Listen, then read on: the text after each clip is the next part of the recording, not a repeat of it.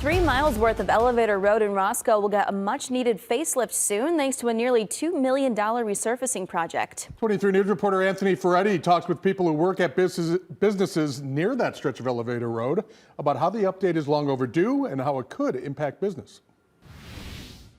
The county engineer says elevator road between Willowbrook Road and the Boone County line will be resurfaced, and that is thanks to a nearly $2 million in Rebuild Illinois bond funds.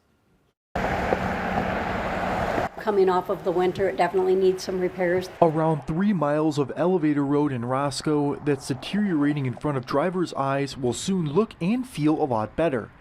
The upgrade includes resurfacing the road with asphalt, making the road wider, and adding rumble strips to prevent accidents. Elevator road gets pretty busy with it only being a 2-lane road. There's, some traffic jams in the morning. It's hard to pull out for customers when we're busy. Winnebago County engineer Carlos Molina says the project will be done in stages and the road will be closed at times to replace pipes underneath. Patty Lawrence with Louis Tap House is excited but believes road closures could cost them business. It's very hard to lose business when they're, because people divert and want to avoid the construction and go different directions. So that could really impact all Roscoe businesses. It makes it hard because you hydroplane and stuff. You have to slow down quite a bit because of the condition of the road.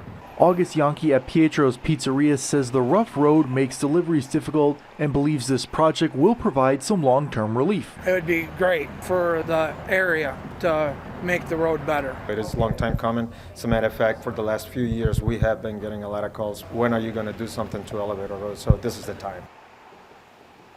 This project will start when school is out for the summer and should be done in roughly 2 months. The county did send out a notice to everyone in the area about the project, and message boards will also be on the road to let drivers know when this construction will start.